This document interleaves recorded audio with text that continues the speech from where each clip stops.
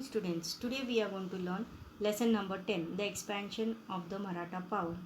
Refer to page number 44. Now let us start learning about the beginning of the Maratha War of Independence. Earlier what happened? The Mughals were on offensive. Offensive means what? Ready to attack. Whereas the Maratha were on defensive. Defensive means what? They had to defend or protect themselves from the Mughals. However, what happened? This situation it turned at the end of the War of Independence. The Mughals were thrown on the defensive against the Marathas. In the later half of the 18th century, the Marathas they fought against the Mughals and they extended the Maratha power to cover most of the whole of India. We shall study about it in this chapter. Release of Shahu Maharaj. After the death of Emperor Aurangzeb, there was a struggle amongst his son for the throne of Delhi. Prince Azam Shah, he was in south. Therefore, he marched to Delhi to sit on the throne. Prince Shahu Maharaj was in his captivity. Azam Shah believed that if we will release Shahu Maharaj, there would be a rise in the conflict between him and Maharani Tarabai for the throne or the gaddi of Maratha Chhatrapati. Azam Shah felt that this would weaken the Maratha strength and therefore he released Shahu Maharaj. Coronation of Shahu Maharaj. Immediately after the release Shahu Maharaj, he went to Maharashtra. There he was being joined with some faithful Maratha Sardars. But Maharani Tarabai, she did not accept him to the claim of the throne. Then the armies of Shahu Maharaj and Maharani Tarabai, they fought a battle where at Khed on the bank of the Bhima. Shahu Maharaj won the battle and he captured Satara and he got himself crowned and he made Satara the capital of Maratha kingdom. For a while there was a mutual opposition between Maharani Tarabai and Shahu Maharaj.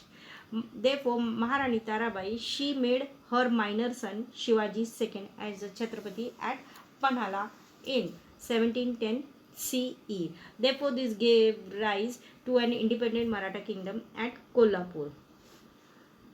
Now let us learn about Shahu Maharaj. Now the earlier life of Shahu Maharaj was being spent in Mughal camps. He had seen the Mughal politics from very closely. He knew the both good and bad points of Mughal and he knew about their politics.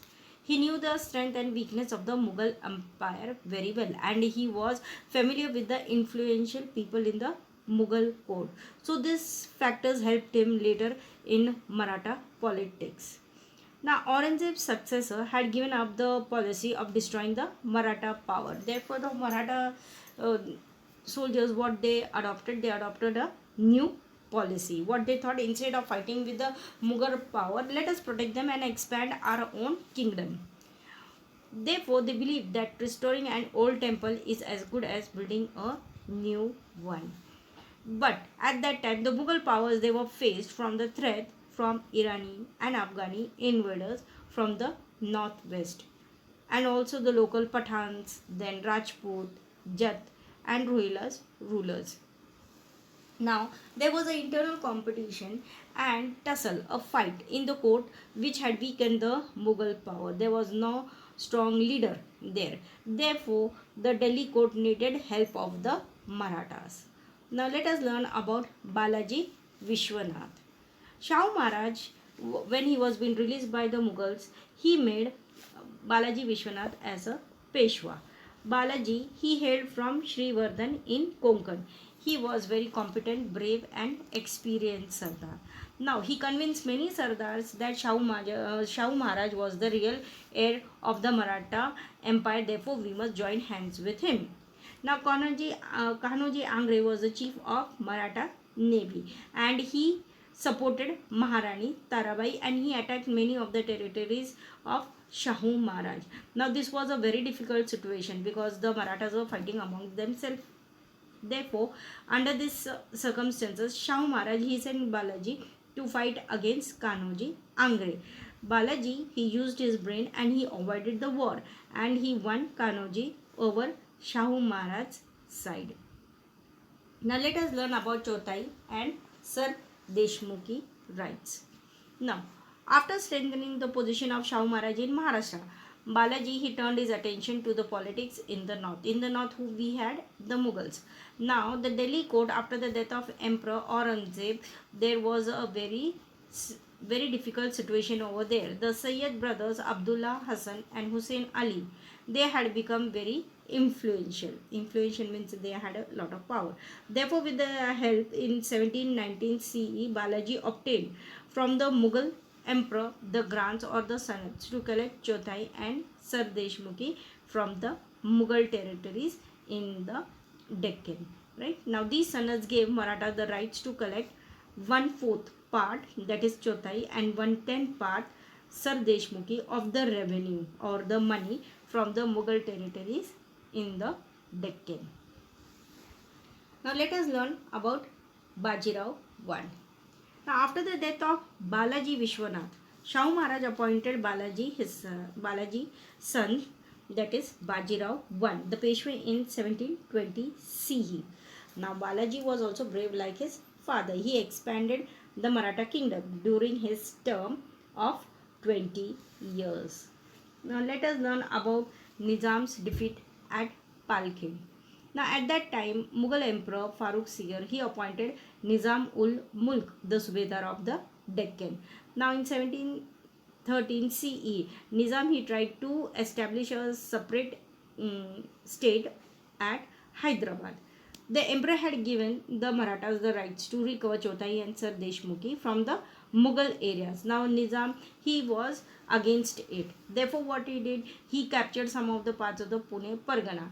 Bajirao decided to checkmate the Nizam. Checkmate means what? To defeat the Nizam.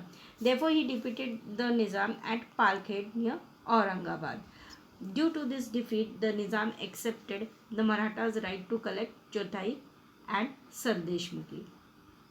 As the Mughal power had become very weak, Bajirao knew that there was more scope to expand the empire towards the northern side. Therefore, Shahu Maharaj also supported his policy. Now Malwa. Malwa in today's time, it is Madhya Pradesh, was the part of the Mughal emperor. Bajirao sent Malhar Rao Holkar, Ranoji Shinde, Udayji Pawar under the leadership of his brother Chimaji Appa to Malwa. Therefore, they strengthened the post over there. Now let us learn about Bundelkhand. Bundelkhand means some parts of today's Madhya Pradesh and Uttar Pradesh and the areas around Jhansi, Panna and Sagar. Now as we know, King Chhatrasal, he had established his own kingdom in Bundelkhand. But what happened? The Mughal Subedar Muhammad Khan Bangush of Allahabad, he attacked the Bundelkhand province and he had defeated Chhatrasal. Therefore, Chhatrasal, he asked for the help from Bajirao. Bajirao, what he did? He took a huge army and he went to Bundelkhand and there he defeated Bangush. Therefore, Chhatrasal was very happy and he honored Bajirao. And in this way, what happened? Marathas, they were able to establish their power in Malwa and Bundelkhand. Bajirao demanded from emperor the office of Subedar of Malwa. Now, as the emperor, he did not accept his demand or declined his demand. Bajirao, he came to Delhi in 1737. Now, the Mughals were taken as a surprise. They were not prepared for this battle. Now, the Battle of Bhopal. The emperor, they felt very uneasy on account of Bajirao's Delhi expedition. Expedition means what? He had come to fight against the Mughals. Therefore, the emperor, he invited the Nizam to protect Delhi. Nizam also, what he did? He marched with his army against Bajirao. There was a battle between Nizam and Bajirao. Therefore, Bajirao defeated Nizam at Bhopal. Then Nizam agreed to give the Sanad of Malwa Subedari for the Marathas from the Badshah or the Emperor. Now let us learn about the defeat of Portuguese. Now the territories of Vasai and Thane on the Konkan coast, it was in the position or under the control of the Portuguese. The Portuguese rulers, they used to oppress or they used to harass their subjects or the people. Therefore, Bajirao, what he did? He sent his brother Chimaji Appa to fight against the Portuguese. Now Chimaji he conquered Thane and some of the adjacent areas, nearby areas. Then in 1739 he laid siege to the Vasai fort. Now this fort was very strong. The Portuguese, they had a powerful artillery, or you can say military weapons and all. In spite of that, Chimaji Appa he continued to siege with perseverance. Perseverance means what? With great difficulty, and he forced the Portuguese to surrender. The fort of Vasai and large part of the Portuguese territories therefore went into the hands of the Marathas. Now let us learn about the death of Bajirao. Nadir Shah, the emperor of Iran, he invaded India. Following the orders of Shah Maharaj, Bajirao was been sent to north with a big army to defend the Mughal power.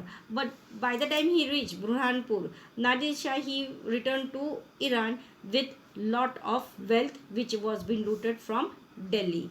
Then in April 1740, Bajirao he breathed his last at Rawalkhedi on the banks of the Narmada. Means what? He passed away. Therefore, we can describe Bajirao as a great general. With his valor or bravery, he established the Maratha supremacy in the north. Therefore, the Maratha power was formidable power in the whole of India. We can say that it proved to be a very strong power in whole of India.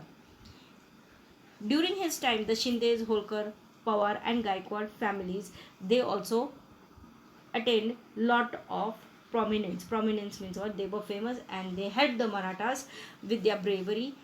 This time the Shindes, Holkar, Pawar, Gaikwad families attained prominence, means they were also very famous, and with their bravery they were able to protect the Marathas and protect the North Indian part. I hope you must have understood this lesson. If you have any query, kindly contact. Thank you.